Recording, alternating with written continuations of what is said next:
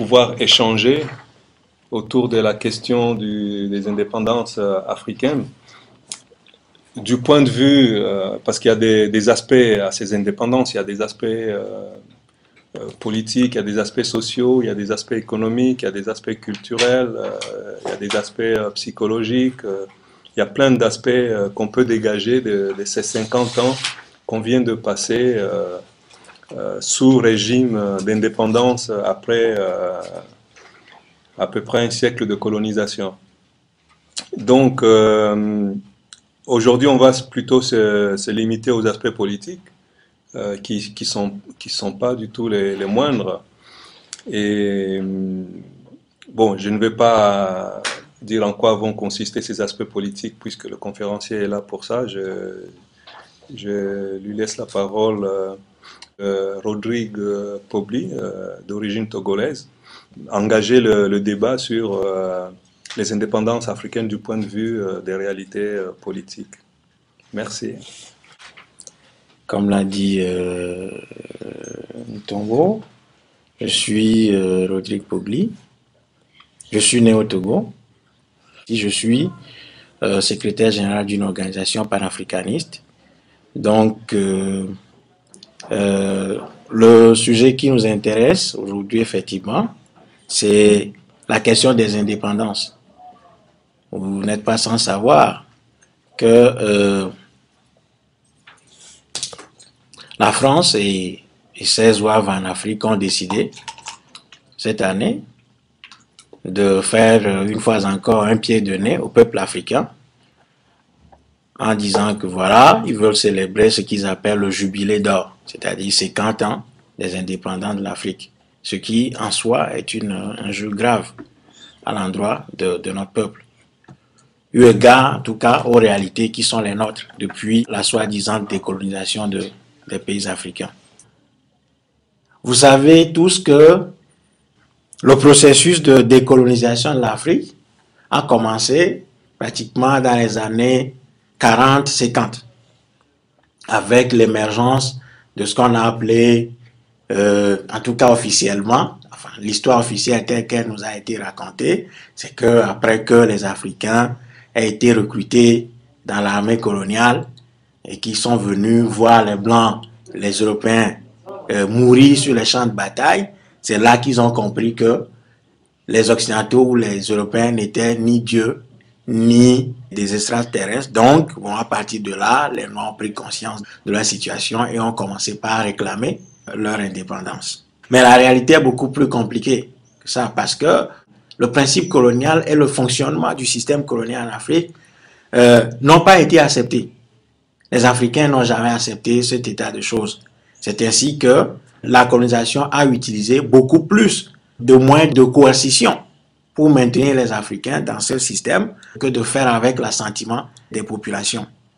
Donc, depuis que les Européens sont arrivés sur le continent africain, les Africains se sont toujours battus pour s'affranchir de leur pouvoir et de leur tutelle. La tutelle qui a été imposée à l'Afrique. Et finalement, il y a un certain nombre de personnalités qui ont émergé, notamment les Kwame Nkrumah, les Sylvanus Olympio, les Patrice Lumumba et bien d'autres qui ont effectivement pris, je dirais, la tête de la contestation et qui ont, d'une certaine manière, amené la France et un certain nombre de pays à décider, d'une certaine manière, d'affranchir les populations africaines. C'est vrai que l'Algérie, la guerre de l'Algérie, parce que les Algériens étaient d'une certaine manière ce qu'on a qualifié des pionniers de l'indépendance, alors qu'effectivement aussi il y a eu des revendications d'indépendance dans d'autres pays africains, avant même l'Algérie, mais l'Algérie a constitué le pays déclencheur de cette vague d'indépendance, en tout cas octroyée par la France. Et nous verrons quand même dans les discussions que ces indépendances-là ne sont pas des indépendances. Ce n'est qu'une façon déguisée de continuer le système colonial sous d'autres aspects, sous d'autres oripeaux. Et donc, en fait, lorsque les Africains ont commencé par manifester leur intention de s'affranchir de la tutelle, La France avait d'abord convoqué une conférence à Brazzaville pour proposer, soi-disant aux Africains, la communauté franco-africaine. Donc pour leur dire, bon écoutez, vous n'allez pas quand même vous séparer de nous, nous ne sommes pas non plus dans l'esprit de nous séparer de vous, donc on va organiser une communauté franco-africaine, vous serez comme des Français, et puis bon, on va bâtir ensemble nos deux entités, la France et l'Afrique. Et effectivement, le discours qu'a tenu le général de Gaulle à Brazzaville, ce discours, si vous le lisez, vous serez étonné, il mettait en garde les Africains contre toutes les velléités indépendantistes, en leur disant que si parmi vous des gens veulent être indépendants, eh bien nous sommes d'accord d'accorder ces indépendances à ces pays qui seraient peut-être les pays les plus pressés, entre guillemets, de jouir de leur indépendance. Donc il a dit, bon, nous sommes prêts à accorder ces indépendances, mais sachez que il y a des pays en Asie qui sont tellement démographiquement forts que ils cherchent des terres, hein. Donc voilà, si vous voulez avoir l'indépendance, bon, vous l'aurez. Mais sachez que lorsque vous aurez des ennuis, des difficultés, bon, vous ne nous trouverez pas à vos côtés. Donc il y a une forme c'est que la volonté réelle de Gaulle n'était pas d'affranchir les pays africains, mais de les maintenir en tenant ce double discours, en leur disant, bon écoutez, nous sommes prêts à vous accorder l'indépendance, mais sachez qu'il y a des menaces qui vont peser sur vous parce que vous n'aurez plus l'outil de défense et le soutien de la France, etc., etc. Et au même moment, il dit de l'autre côté, bon, ceux qui auront accepté cette coopération, cette communauté franco-africaine, seront protégés, auront tout, etc., etc. Donc, à partir de là, il y a une forme de peur qui s'est installée dans la tête d'un certain nombre de dirigeants. Et parmi tous les dirigeants africains d'alors, ou ceux qui incarnaient les revendications démocratiques et populaires, seul Sékou Touré avait opté de façon radicale pour l'indépendance. Et lorsque De Gaulle s'était présenté à Conakry pour soumettre le projet de la communauté franco-africaine, Sékou Touré, qui l'a reçu, lui a dit clairement que, écoutez, la Guinée ne va pas s'inscrire dans cette histoire de la communauté franco-africaine. Donc, nous voulons l'indépendance, nonobstant les conséquences qui vont découler de notre acte. Mais nous voulons quand même nous affranchir et assumer nos responsabilités. De Gaulle s'est énervé et il a quitté la salle de manière très très violente. Il a de sorte même qu'il avait oublié son képi, le képi du gendarme qu'il portait. Il est parti. Il dit, voilà, si vous voulez l'indépendance, elle est à prendre, elle est là. Mais vous l'aurez avec ses conséquences. Et bon, Sékou Touré dit, bon, voilà, nous, c'est à prendre ou à laisser, nous voulons l'indépendance et tout. Donc la Guinée avait accepté de proclamer son indépendance et la sanction a été immédiate. La France a agi exactement comme les Portugais ont agi en Angola.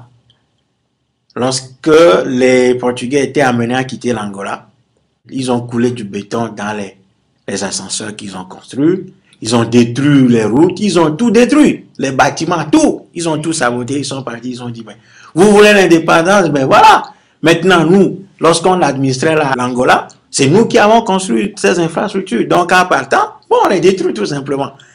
Ils l'ont fait. Et c'est la même chose que les Français ont fait en Guinée. Ils ont saboté toutes les infrastructures. Mieux, ils ont cherché à assassiner à plusieurs reprises le leader de l'indépendance de la Guinée. Ils ont monté beaucoup d'opérations contre lui via les services secrets français et la DGSE pour l'assassiner, mais ils n'ont pas pu le faire parce que Sékou Touré bénéficiait aussi d'un certain nombre d'appuis, notamment de la Tchécoslovaquie d'alors. Et toutes ces opérations échouaient contre lui. Mais les Français ne se sont pas arrêtés là, c'est-à-dire aux attentats contre sa vie. Mais ils ont coulé systématiquement l'économie de la Guinée, tout d'abord en bloquant le franc, parce que la Guinée était aussi dans la zone CFA. Donc, qu'est-ce qu'on va faire? On va bloquer tout ce qui a comme devise venant de la Guinée. On a mis un cachet spécial dessus, de sorte que dès que l'argent de la Guinée sort de la Guinée, cet argent ne peut pas être utilisé dans les autres pays. Sékou Touré va décider de créer une monnaie. Les Français vont émettre de faux monnaies pour inonder le pays et couler ainsi également cette réalisation de Sékou Touré. Après ça, ils sont partis jusqu'à nouer des alliances. Sur la carte, vous allez le voir, les Portugais étaient en Guinée-Bissau, ici, juste à côté. Donc, les Français vont nouer des alliances avec les Portugais, ici, hein, pour venir souvent, avec les services secrets portugais, venir souvent créer des difficultés à Sékou Touré. De sorte que Sékou Touré était, d'une certaine façon, amené à être sur le qui-vive de façon permanente. Mais comme le système colonial fonctionne souvent aussi par procuration, c'est-à-dire en utilisant des gens qui sont d'une certaine manière les nôtres, bon, la France va utiliser beaucoup de compatriotes de la Guinée comme Sékou Touré. Mais Sékou Touré ne va pas se laisser faire, il va les arrêter, il va tuer un certain nombre de ces gens. C'est pour ça qu'aujourd'hui, bon, la mémoire de Sékou Touré est souvent vilipendée. On dit souvent que bon, c'était un dictateur qui avait assassiné un certain nombre de compatriotes de la Guinée, en oubliant effectivement que ces gens étaient des pions au service de la France. Donc à partir de ce moment, Sékou Touré s'était retrouvé en face des ennemis qui devaient, bon, aujourd'hui historiquement on peut le comprendre, qu'il pouvait liquider. C'est ce qu'il a fait. Donc à partir de l'exemple guinéen, d'autres pays vont aussi s'inscrire dans cette dynamique. Et De Gaulle, enfin tacticien, en bon colonialiste, parce que la France, comme je le dis souvent, c'est un pays chromosomiquement ou bien consubstantiellement colonialiste, parce que la France dit toujours, vous entendez tous les Français, notre pays a vocation, les valeurs de la France sont des valeurs universelles, la France est un pays à vocation universelle, etc., etc. Les Français donnent des leçons dans tout le monde entier. Un pays qui fonctionne comme ça veut dire que c'est un pays consubstantiellement colonialiste. Donc, De Gaulle va dire tout simplement, ben, écoutez, pour éviter que le cas de la Guinée ne fasse tache d'huile, bon, qu'est-ce qu'on va faire? On va trouver des gens dans les différents pays africains à qui on va octroyer un certain nombre de parcelles de pouvoir en disant tout simplement voilà l'indépendance. C'est ainsi qu'on a vu des gens comme Senghor, Houphouët-Boigny, Ahidjo, voilà. On va trouver des hommes de main hein, à qui on va confier les clés de la maison de sorte que voilà, la colonisation puisse tout simplement continuer. Bon, maintenant nous sommes en plein dedans. Maintenant on est en indépendance et avec les années 60. Qu'est-ce qui va se faire? Tous ceux qui se sont inscrits dans une dynamique véritablement indépendantiste seront assassinés. On va les assassiner tout simplement. Donc, ça part de quel pays? Du Togo. On va assassiner Sylvanus Olympio en 1963. On va assassiner Lumumba. On va assassiner plein d'autres. On va tous les liquider pour éviter tout simplement que l'Afrique ne soit ou bien n'aille dans cette logique d'indépendance de sorte que l'Afrique ou les richesses de l'Afrique puissent véritablement profiter aux Africains. Parce que l'enjeu réel, c'est ça. C'est la question des richesses. C'est la question des richesses de l'Afrique. Donc, la question qui se posait, c'était de savoir, bon, à qui devaient profiter les richesses de l'Afrique. Donc, bon, puisque les pays occidentaux n'étaient pas dans une dynamique d'affranchissement des pays africains, bon, on va tout simplement assassiner tous les leaders, on va les remplacer par des hommes de main. Donc, au Togo, on va imposer Adema Gnassingbé, qui avait fait la guerre en Algérie, contre l'indépendance de l'Algérie. On va imposer des gens comme Biya, c'est tous ces gars qu'on voit aujourd'hui. Ouais, les Bokassa, tout ça en Centrafrique, tout ça on va les imposer. On va imposer également au Tchad, Hissène Habré, on va imposer tous ces gens. Hein. Au Bénin, on va aussi mettre des gens comme Kérékou et tout ça. Pour que, bon voilà, c'est toujours, on va entretenir cette clientèle pour maintenir l'Afrique dans sa position de continent tout à fait soumis. Les dictateurs qui sont placés vont maintenant réécrire l'histoire. Et on va dire, oui, les indépendances ont été accordées par la bienveillance de la France. Voilà, c'est un pays qui a accepté de libérer l'Afrique. on va salir la mémoire, profaner la mémoire des pères des indépendances, on va même gommer leur nom des archives. À l'école, cette histoire des indépendants ne sera plus enseignée, on va tronquer les choses, on va créer ce qu'on appelle les pères des indépendances ou bien les pères de la nation à la place des vrais héros des indépendances. Et ce n'est que peut-être avec les années 90 que, bon, avec la contestation démocratique, un certain nombre de pays vont accepter et réintroduire progressivement le nom de ces héros tout simplement enfouis dans le sol. Mais ce qu'il faut rappeler, c'est que dans un certain nombre de pays, jusqu'à présent, les vrais héros des indépendants n'ont pas encore été réintégrés. On les a toujours ignorés. Sylvanus Olympio, qui s'est battu durant des années pour le Togo, qui a été assassiné tout simplement parce que il s'était opposé à la France. Il avait voulu signer un accord avec la Banque de France pour sortir le Togo de la zone franc CFA et créer une autre monnaie. C'est-à-dire, il avait voulu signer cet accord le 15 janvier 1963. Le 13 janvier, il a été assassiné. Quand il a été assassiné, on n'a même pas autorisé que son corps puisse reposer au Togo. Son corps repose au Bénin. Et depuis lors, bon, son corps continue d'être au Bénin jusqu'à présent. Ouais. Donc, on avait connu cette période de ferveur et ces périodes ont été sanctionnées par l'assassinat de tous ceux qui étaient censés conduire l'Afrique vers véritablement son autonomie. Et après, on va les remplacer par ceux que nous connaissons, les hommes de main. Et dans cette même logique, on va créer un certain nombre d'outils pour entretenir cette clientèle, notamment les outils de l'aide, de la coopération. On va créer cette histoire de la coopération pour entretenir cette clientèle, lui donner de l'argent autant que faire se peut, et au même moment, rapatrier tout ce qu'on peut ramasser sur le sol africain. On va aussi créer un outil qui s'appelle la coopération militaire, donc des accords de défense et tout ça. Dès qu'on a assassiné Sylvanus Olympio, l'homme de main qui lui a succédé, qui s'appelle Nicolas Grunitzky, a signé tout de suite un accord de coopération avec la France. C'est ainsi que la France a le pouvoir et le droit d'intervenir au Togo, de former l'armée et d'intervenir en cas de trouble, que ce soit d'agression du point de vue d'agression extérieure ou même en cas de trouble interne, ce qui est encore plus grave. Et on va maintenant entretenir cette clientèle qui va travailler véritablement à restaurer la colonisation. En faisant quoi? En laissant toutes les richesses de l'Afrique entre les mains des pays occidentaux. Les administrations seront investies par ce qu'on appelait les coopérants, tout ça, qui vont décider d'appliquer les politiques venant des institutions internationales de leur pays, parce qu'effectivement, ces gens, c'était des coopérants, ils travaillaient pour leur pays. Donc, c'était normal qu'ils servent les intérêts de leur pays. Dans la même veine, on va endetter, dans les années 70, vous le savez, avec la crise pétrolière, on va endetter les pays africains. On va les endetter, on va leur prêter beaucoup d'argent à ces dictateurs, les Mobutu, les Yadema, tout ça, qui vont avoir beaucoup d'argent, de sorte à plomber d'une certaine manière l'économie de l'Afrique.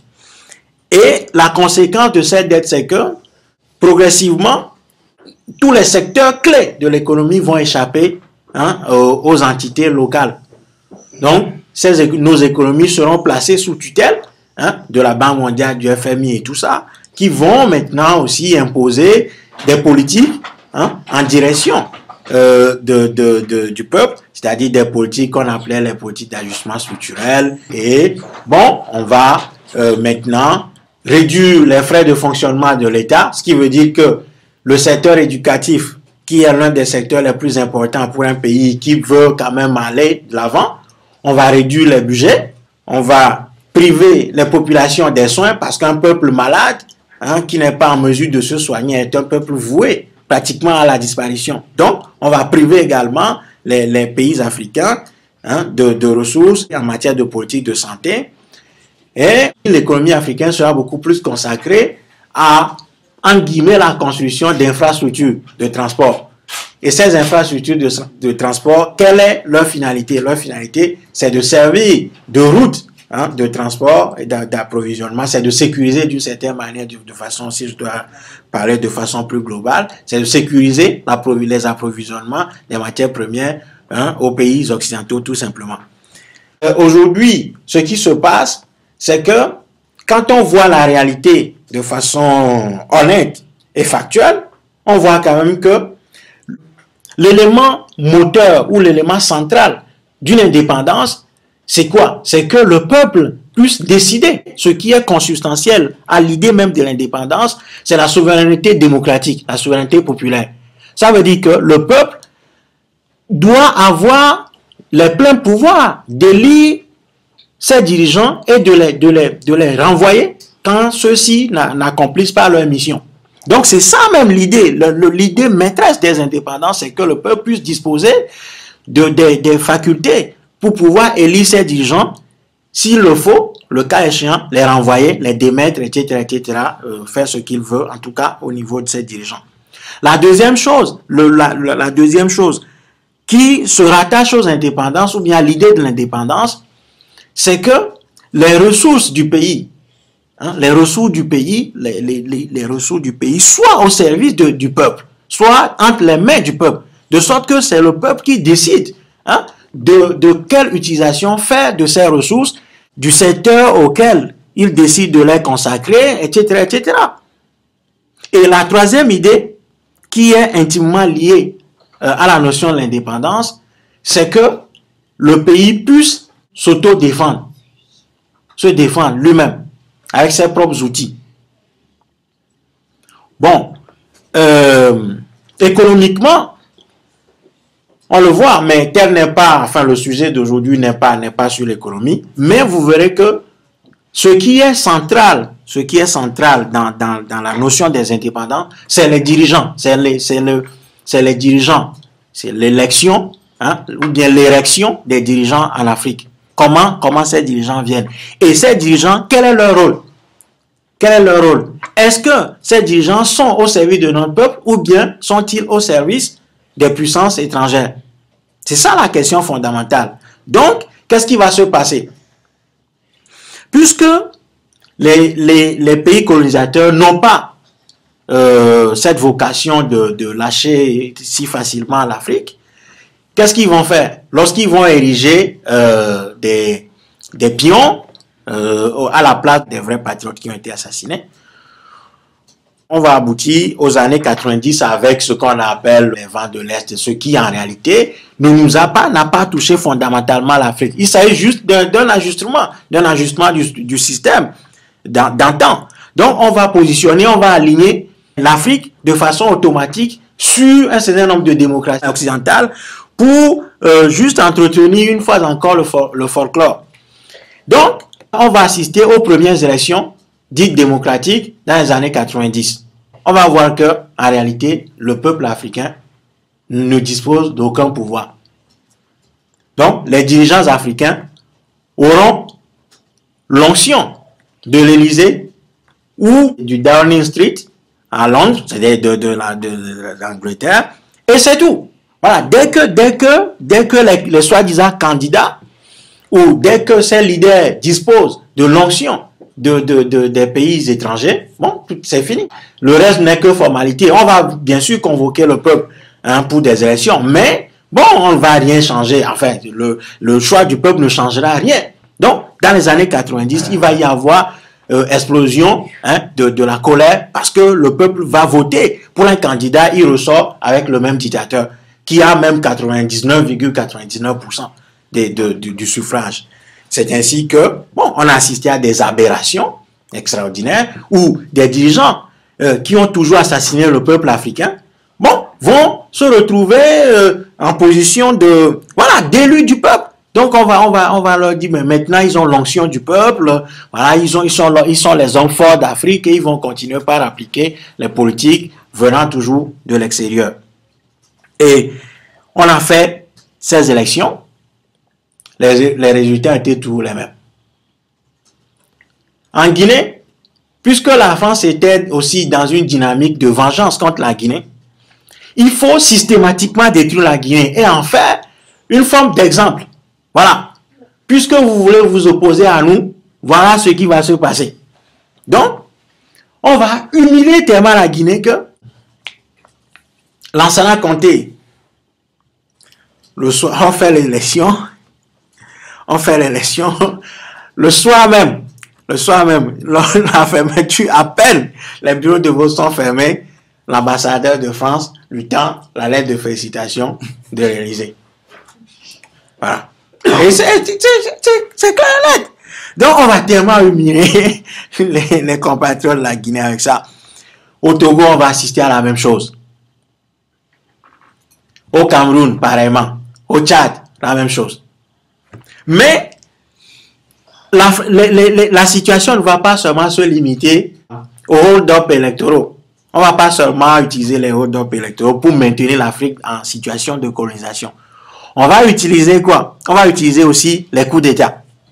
Donc tous ceux qui ne sont pas d'accord, voilà, tous ceux qui ont des velléités contestataires, tout ça, allez, chut, on va les balayer. Donc on va assister à un florilège de coups d'État en Afrique. Des gens vont dire, oh là là, mais les Noirs, ils ne font que ça. Ils n'ont pas l'intelligence de pouvoir bâtir des États. C'est tout l'instabilité et tout ça. Donc on va assister à des coups d'État. Et l'homme central de ces coups d'État, ou bien les deux hommes centraux de ces coups d'État, c'était Janou Lacaze, le général Janou Lacaze de l'armée française, et le mercenaire Bob Denard, Bob Denard qu'on va utiliser dans beaucoup de choses en Afrique. Et on va utiliser aussi quelques hommes de main, et par-ci par-là, quelques généraux qui ont été formés à Saint-Cyr et tout ça, on va les utiliser, quelques petits officiers, on va les utiliser pour assassiner et les régimes patriotiques qui étaient véritablement dans une logique de redonner un peu de la confiance et de l'espoir au peuple noir. Donc, comme je l'ai dit, ce qui est central dans l'idée de l'indépendance, c'est que le peuple puisse disposer réellement du pouvoir d'élire ses dirigeants. Comme le peuple ne décide pas, comme le peuple africain n'a pas, ou bien on lui a retiré ce pouvoir, par un certain nombre de mécanismes, bon, on va assister à quoi? Les dirigeants africains vont justement être des subsidiaires colonialistes. Ils vont tout simplement remplir leur contrat. Parce qu'effectivement, le contrat qui les liait avec la chose politique et le pays, ce n'était pas un contrat venant du peuple. Le contrat les liait avec des pays étrangers, notamment la France. Donc, ils vont tout simplement remplir leur contrat. C'est ainsi que ils vont laisser tous les pays, les postes, les richesses du pays entre les mains de ces pays. Donc les multinationales vont régner.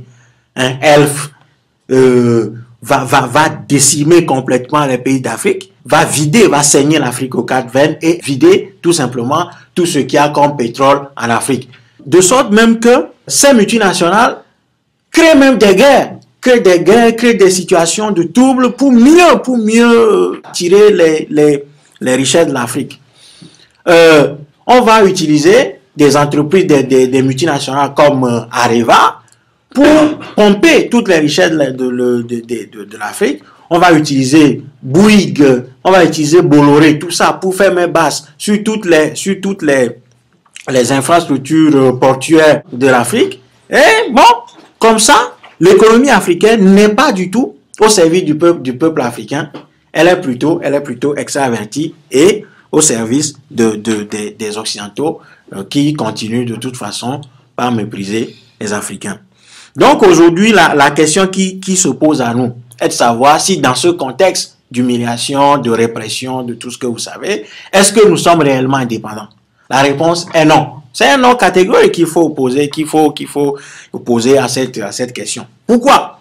Parce que le peuple africain n'a jamais, depuis que les patriotes, ces dirigeants patriotes ont été assassinés, le peuple africain n'a plus eu les coudées franches de pouvoir élire ses dirigeants. On lui a toujours imposé des hommes de main. De sorte même que aujourd'hui on assiste à un phénomène qui est terrible et qui et qui va prendre l'ampleur si les peuples ne se mobilisent pas, c'est qu'on va assister à de plus en plus de dynasties. De plus en plus de dynasties. Hein? Ça a commencé avec Kabila fils au Congo. Ça s'est accru avec Faure Gnassingbé au Togo. Après, c'est le fils Bongo. Ce qui est en préparation, c'est le fils Wade. Hein, et qui a été reçu, à l'Élysée par Sarkozy, hein, en 2008, et Sarkozy lui a dit, bon écoute, toi tu ne vas pas faire comme les autres, tu vois. On va procéder étape par étape. Dans un premier temps, tu vas postuler à la municipalité de Dakar, et après, bon, on va te monter progressivement en grade, de sorte que finalement, tu ne prennes la place de ton père. C'est vrai qu'aujourd'hui, ce schéma a échoué parce que le fils Wade n'est pas élu à la municipalité de Dakar, mais l'idée fait son chemin. L'idée fait son chemin. Ministre. Oui, bien sûr. Et quel poste il occupe d'ailleurs dans le gouvernement? Un poste extrêmement clé. Le poste de l'équipement et de la coopération. Ce qui veut dire que c'est le fils Wade qui signe tous les contrats avec les entreprises multinationales et les pays. C'est lui qui fait tous les achats de l'État. Donc, le fils Wade est dans une position de pouvoir. Ce qui veut dire que tôt ou tard, bon, connaissant le fonctionnement de la France-Afrique, il passera. Si nos compatriotes au Sénégal, et si nous, Africains, nous ne prenons pas effectivement ces questions à bras-le-corps, bon, le fils Wade va passer aussi. Dans d'autres pays, comme la Centrafrique, hein, le fils de Bozizé aussi, oui, il est en train d'être préparé. Il est en train d'être préparé. Il est même le ministre de la Défense de son père. Hein?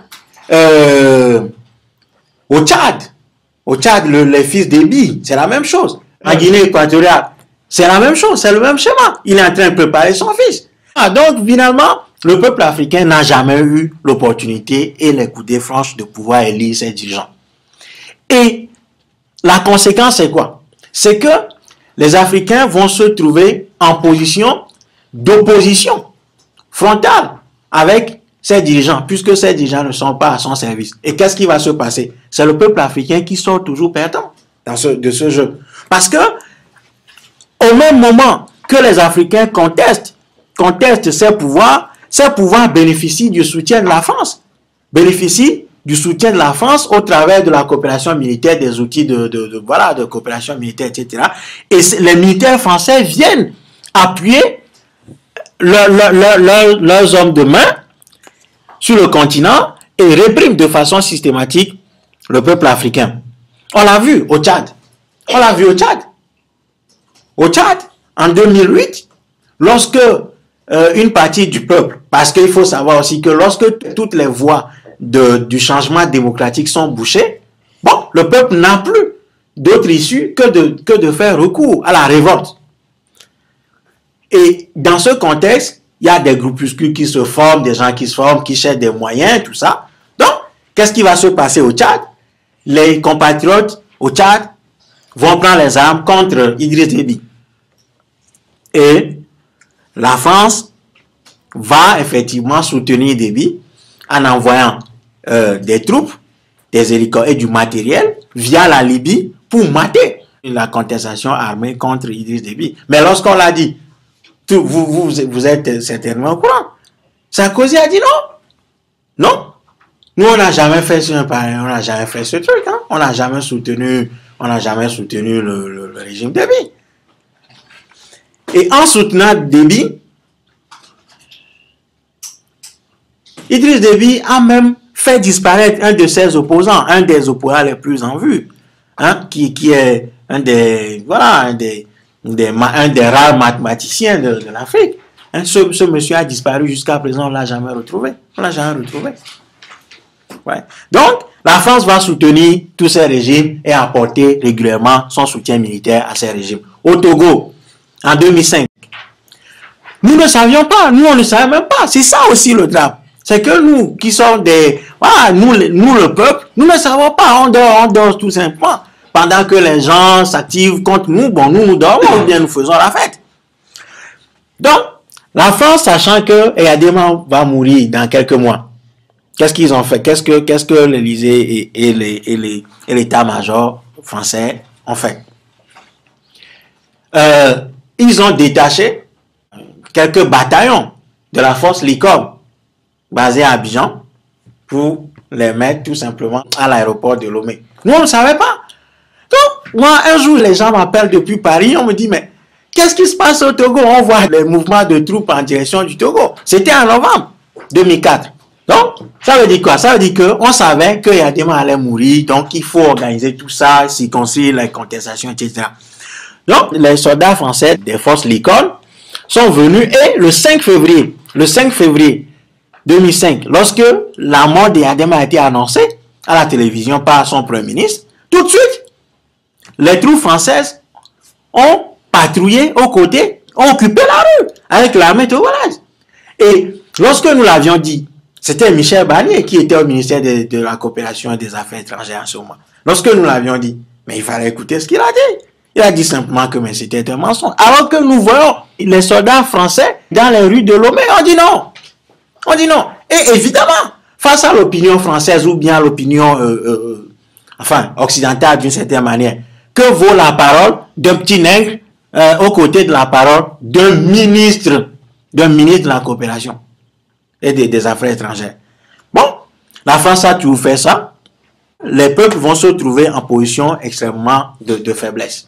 Donc, le peuple africain, à part la parenthèse peut-être tout de suite des années 60 avec les vrais leaders patriotiques, l'Afrique n'a plus eu véritablement l'opportunité de choisir ses dirigeants. Ces dirigeants lui ont été toujours imposés. Donc, à partir de là, tout ce qu'on peut appeler indépendance, c'est un jeu de mots. C'est un jeu de mots. Et dans ce contexte, on va même inventer des notions qui sont en réalité des codes, tels le bon élève. On va qualifier un certain nombre de dirigeants africains de bons élèves de la démocratie, du FMI, tout ça. Ça veut dire quoi? Ça veut dire tout simplement que ces gens sont purement et simplement au service de ces pays et de ces institutions internationales. Ce sont des agents de ces institutions qui appliquent strictement sensu la politique dictée par ces institutions.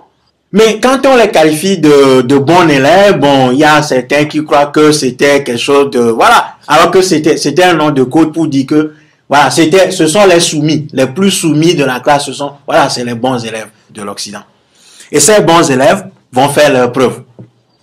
Ils vont maintenir quoi? Ils vont maintenir même le franc CFA. Ils ne vont même pas discuter, ils ne vont même plus discuter, ne serait-ce que de l'efficacité du franc CFA. On ne leur demande même pas de contester le principe même de ce système monétaire.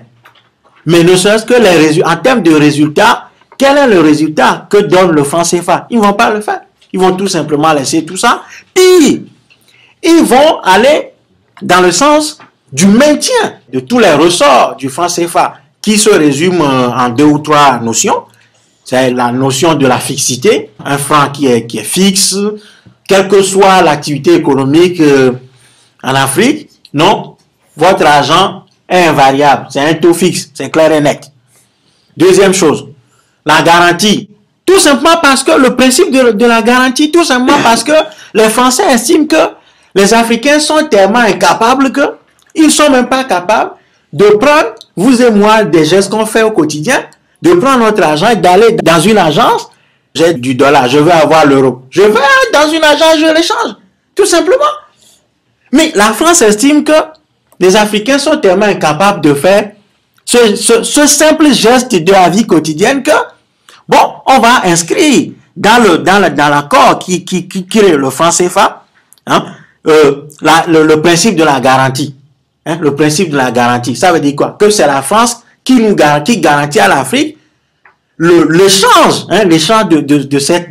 Mais c'est non, mais c'est terrible, quoi. Donc, c'est la France qui va, maintenant, si nous voulons, nous vendons, peut-être nous vendons en euros, puisque nous payons la dette africaine en dollars, bon, on va convertir l'euro en dollars. Cette simple opération, c'est la France qui le fait à la place de ces dictateurs africains, qui sont les hommes forts, qui se disaient des hommes forts qui ne sont même pas capables d'aller échanger, faire un échange sur le marché international. Et on va conserver ça. Puis, les dictateurs africains vont maintenir il y a le principe de la confiscation, moi je l'appelle comme ça, le principe de la confiscation de 65% des devises, des devises africaines par la Banque de France. On va conserver ça. C'est-à-dire que toutes les activités économiques que font les pays africains sur le marché international, la France va dire, bon, puisque nous on vous garantit tout ça, on vous apporte la fixité, la garantie, tout ça, vous allez déposer 65% de vos avoirs extérieurs à la Banque de France. Et effectivement, on a déposé. C'est ainsi que la France a emmagasiné des milliers de francs CFA, d'euros actuellement, sur le dos des Africains. Et la France puse effectivement dans cette caisse-là pour prêter aux soi-disant États africains qui achètent des armes avec ça pour tuer les Africains.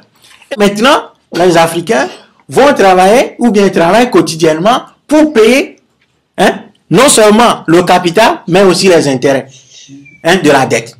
Donc la France utilise l'argent de l'Afrique pour l'endetter et les Africains payent le service de la dette sur leur propre argent. Ils ont maintenu ça jusqu'en 2005. Ils ont maintenu ce système jusqu'en 2005. Ce système à 105% jusqu'en 2005. Ce n'est qu'en septembre 2005 qu'ils ont maintenant, après, puisque, ah oui, mais le système est à l'écoute des grognements passés par là. Donc, qu'est-ce qu'on va faire? On va faire un ajustement. On va dire, bon, maintenant, on va conserver rien que 50% des avoirs extérieurs de l'Afrique dans la Banque de France. C'est ainsi que, actuellement, selon les derniers chiffres que j'ai vus, l'argent que l'Afrique a en France et que les soi-disant États francophones qui ont le franc CFA en partage disposent en France, s'élève à 6 300 milliards de francs CFA. 6 300 milliards de francs CFA, en plus d'autres ressources qui, finalement... Ça fait combien d'euros? Je sais pas. Il faut voir. Ça doit faire 100 milliards, quelque chose comme ça. Ça doit faire 100 milliards d'euros, je crois. C'est pas beaucoup. Hein? C'est pas beaucoup. 100 milliards. Non, parce que souvent les pays disposent de 100 milliards facilement. Et 100 milliards, je trouve. 100 milliards d'euros? Oui, je trouve que c'est pas Quel pays? Quel pays? Plein de pays. Bon, d'accord. Mais de toute façon, on va voir les conséquences. On a vu, d'ailleurs, les conséquences se font voir tous les jours. Parce que il faut ça. Les États africains, les soi-disant États africains, par exemple, un pays comme le Togo, qui dispose, son budget annuel, c'est combien? C'est 350 milliards de CFA. 350. Et on n'arrive même pas à rassembler 350 milliards de francs CFA. Tu vois? Donc, on va encore aller chez les banquiers de la Banque mondiale et du FMI pour prêter de l'argent alors que notre argent dort en France. Et ce n'est qu'en 2005 qu'ils ont décidé maintenant de faire passer là-bas à 50%. Donc, actuellement, tout l'argent qu'il y a en France, et ça, ces chiffres même, il faut les relativiser parce que c'est des accords secrets. Personne n'en parle. Tous les banquiers, les plus grands argentiers français n'ont jamais parlé de ça. Parce que bon, voilà, ça rentre dans leur intérêt, donc personne n'en parle. Les dictateurs africains même l'évoquent très rarement. Quelques rares, bon, personne essaie d'en parler, mais bon, ça reste dans l'ordre de l'incantation. Personne n'est en mesure aujourd'hui de dire, bon, voilà, nous voulons recouvrer notre argent et faire disposer clairement de ça. Comment est-ce que dans cette situation, on peut dire que les pays africains sont indépendants? Honnêtement, lorsque vous ne pouvez pas disposer vous-même de votre propre argent, mais on ne peut pas vous dire que vous êtes indépendant.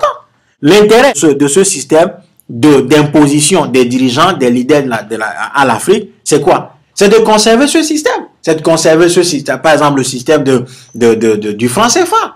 C'est de le conserver. Deuxième chose, deuxième implication, c'est d'infantiliser, continuer par infantiliser les Africains. Leur faire comprendre que non, vous n'êtes pas capable de bâtir quoi que ce soit. Vous n'êtes pas capable de bâtir des États, rien. Vous ne pouvez rien faire. Vous êtes obligé, d'une certaine manière, de vous aliéner à nous. Et dans cette logique, on va même faire quoi? Qu'est-ce qu'on va faire dans les années 90? On va faire entrer d'autres acteurs internationaux dans le jeu, qui sont les ONG. On va créer des ONG pour mieux infantiliser les Africains et leur faire comprendre qu'ils ne sont même pas capables, hein, d'avoir l'idée de l'État. Donc, dès que vous avez un besoin, normalement, qui doit ressortir des compétences, qui doit ressortir des compétences de l'État. Non, les ONG vont pointer tout de suite. Ils vont dire, bon, ouais, mais vous avez besoin d'un WC, ben voilà, les ONG sont là pour vous le construire. Vous avez besoin d'une école, les ONG vont être là pour vous le construire. Alors que ces tâches, hein, notamment la construction des écoles, par exemple, doivent relever clairement de la compétence de l'État. Donc, on va faire tout ça et on va humilier les Africains de façon constante, on va les priver de ressources, etc., tout ce que vous savez. De sorte qu'aujourd'hui, la jeunesse africaine se retrouve même dans une position de fuite du continent. Hein? Nous, les Africains, aujourd'hui, en tout cas, une bonne partie de la jeunesse africaine ne voit même plus son avenir se réaliser sur le continent africain. Les Africains vont rêver en dehors de leur espace. On va penser que, bon, voilà, nous ne pourrons vivre que si nous émigrons, si nous sortons, si nous allons vivre en Europe. Tout le monde, tous les jours, les gens vont rêver de ça. À partir de ce moment, on abandonne l'Afrique aux dictateurs et aux multinationales et tout. Les énergies capables d'organiser l'Afrique vont fuir le continent. Et bon, la terre africaine sera possédée par ceux qui l'ont toujours convoité. Et on va voir d'autres acteurs émerger et venir. Aujourd'hui, c'est le cas de la Chine, qui ne fait pas mieux, qui fait la même chose. De sorte même que la Chine, ayant compris que l'Afrique est tellement faible, bon, qu'est-ce qu'elle fait? Elle agit de la même façon que les Occidentaux. Sauf que la Chine, elle ne met pas la propagande droit de l'homme et démocratique en avant. La Chine dit, nous sommes venus pour faire du commerce. On s'en fout des régimes qui sont en place. Nous, ça ne nous intéresse pas. Ce qui nous intéresse, c'est d'avoir les ressources. Voilà. Peu importe la main qui donne, l'essentiel, c'est ce qu'on prend. La Chine s'inscrit dans ça. Aujourd'hui, la Chine va même jusqu'à faire main basse sur un certain nombre sur des terres en Afrique. Hein? La Chine va produire ses besoins alimentaires en Afrique aujourd'hui. Pendant que les Africains eux-mêmes ont faim, bon, la Chine va produire de la nourriture en Afrique pour aller nourrir sa population. Et progressivement, ce qui même va se faire, c'est que demain, nous qui sommes ici, et nos enfants, si nous retournons en Afrique, c'est les Chinois, c'est chez les Chinois qu'on va aller acheter des terres pour construire nos maisons. Et ce n'est même pas sûr que les Chinois vont vouloir nous vendre ces terres. Les Chinois ne vont pas les lâcher. Parce que, mais voilà, ils se disent, mais ben, voilà, ils vont avoir des titres fonciers sur des terres, et dès que nous arrivons, ils vont nous dire, mais vous n'êtes même pas d'ici, vous n'avez pas, non, vous n'êtes pas les Africains, les Chinois vont nous renvoyer finalement. Donc, c'est ces dangers-là qui nous menacent aujourd'hui. Et en maintenant ces dirigeants, tout ça, bon, les Africains sont dépossédés de tout pouvoir politique. On va exacerber les tensions, hein, les tensions ethniques.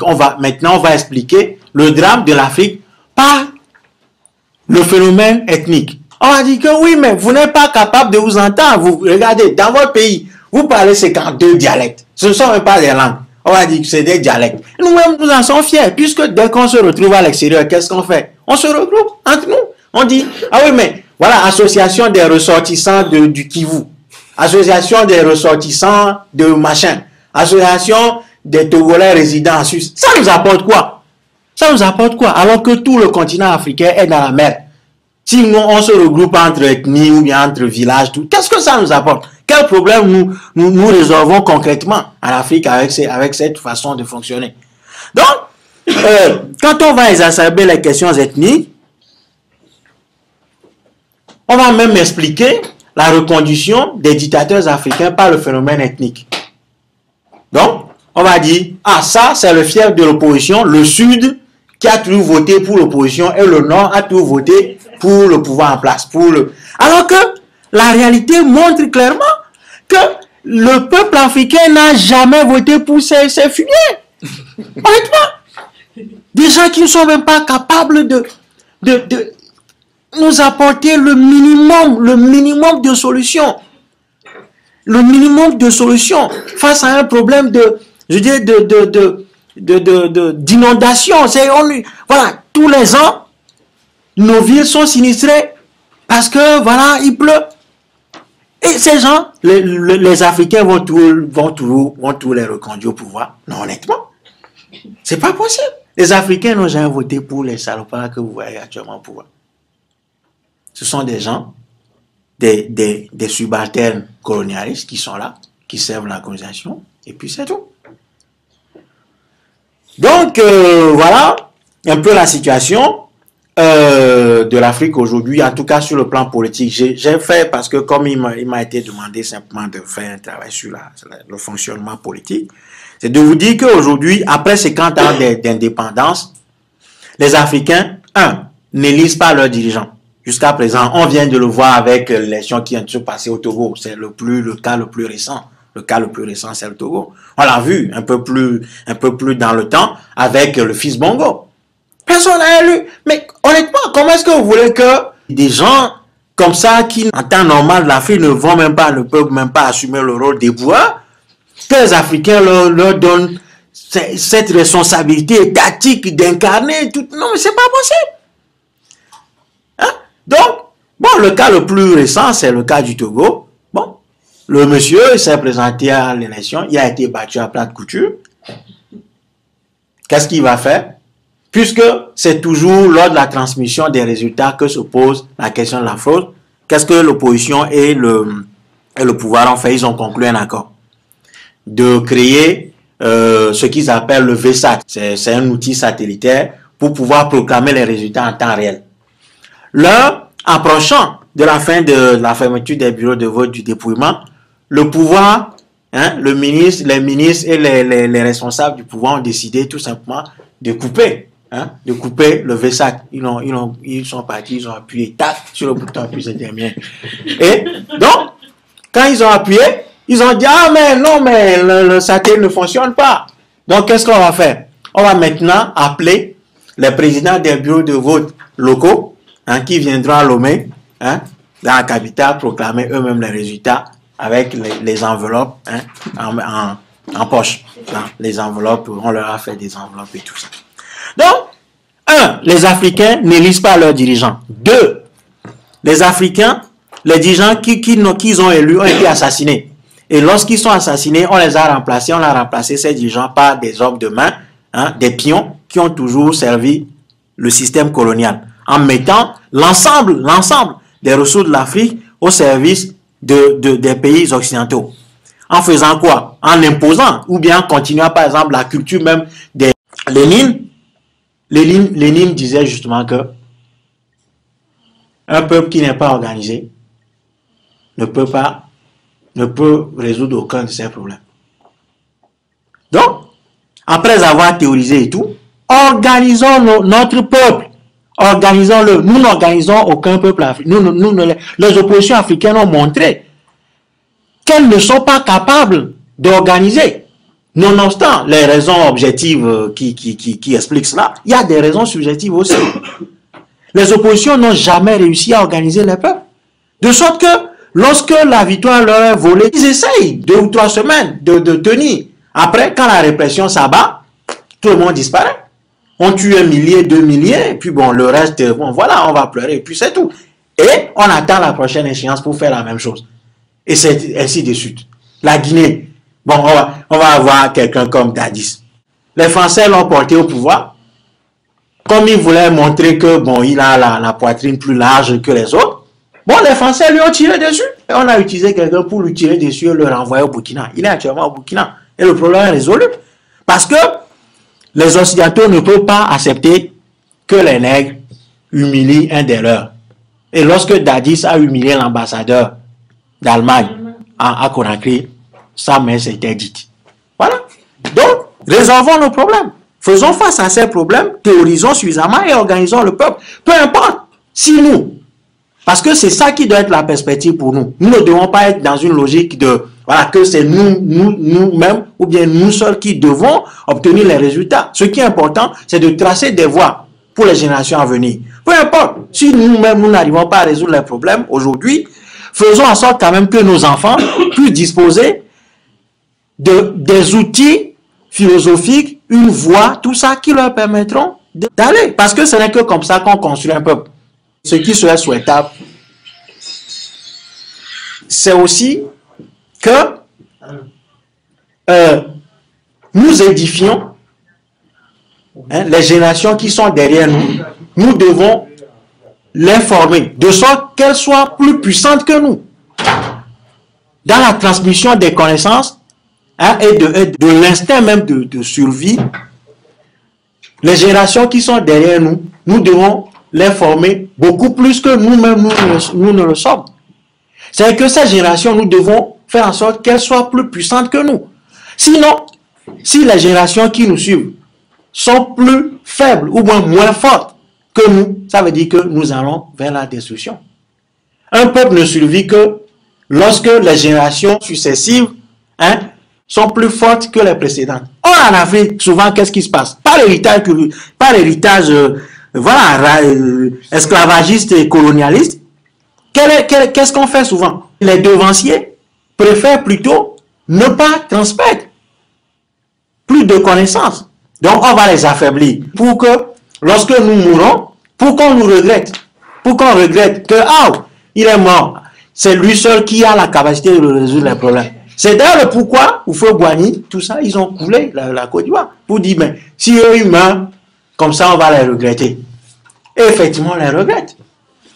Nous devons faire en sorte que les générations qui vont nous suivre, soient plus puissantes. Elles-mêmes aussi doivent former des générations plus fortes. C'est comme ça que le peuple va suivre. Sinon, si on fait ce qu'on fait actuellement, en affaiblissant les générations à venir, en créant beaucoup plus de problèmes pour eux, on ne règle aucun problème, on ajoute, elles aussi viennent, elles créent d'autres pour les générations à venir. Ça veut dire qu'on s'affaiblit. Donc voilà la situation. Voilà quelques éléments que je peux évoquer maintenant peut-être pour l'aspect économique. Bon, l'Afrique, l'économie africaine, qu'on ne nous dise pas du n'importe quoi. Le sous-développement n'est pas un retard du développement. Un pays n'est pas sous-développé lorsque, soi-disant, il est en retard par rapport aux pays industrialisés. Si c'est ça, ça veut dire que la France aussi a été un pays sous-développé. Le sous-développement, c'est simple. Le sous-développement, c'est lorsqu'un pays, dans son organisation, son fonctionnement, est exclusivement tourné vers l'extérieur. C'est tout, c'est tout, c'est tout. Il ne faut pas les économistes, les Africains viennent nous raconter le sous-développement, les gens vivent avec moins d'$1 par jour. Et alors, si les gens vivent avec moins d'$1, ils prennent $1, ça leur permet d'acheter du pain, d'avoir les comprimés, d'avoir la lumière, d'avoir de l'eau. Qu'est-ce que ça fait? Donc, le sous-développement, c'est pas une question d'$1 ou de $2, machin. Tout ça, c'est des notions.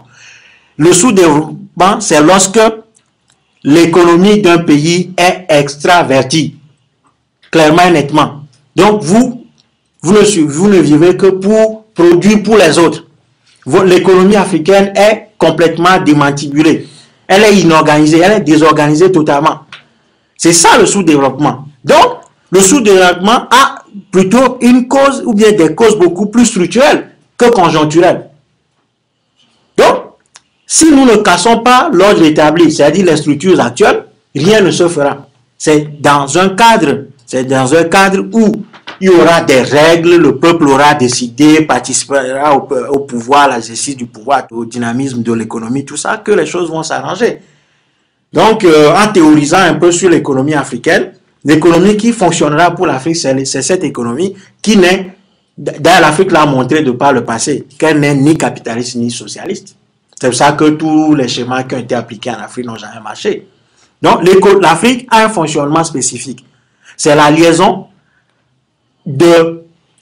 entre l'entreprise ou bien l'entrepreneuriat privé, qui était le champ privé individuel dans l'Afrique impériale, et l'entrepreneuriat collectif, qui était le champ collectif. Et le champ collectif servait à quoi? À résoudre les problèmes de la communauté. On veut construire un puits. Comme on n'a pas d'argent, qu'est-ce qu'on va faire? On va créer un champ dont les fruits vont servir à construire ce puits.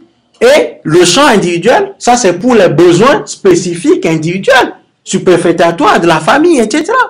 C'est comme ça que l'Afrique a fonctionné. C'est tout ça qui a été détruit. Donc, la solution, c'est un retour en arrière. Retour en arrière, non pas dans l'obscurantisme que certains veulent nous faire croire qui était celui de l'Afrique, mais retour en arrière aux sources.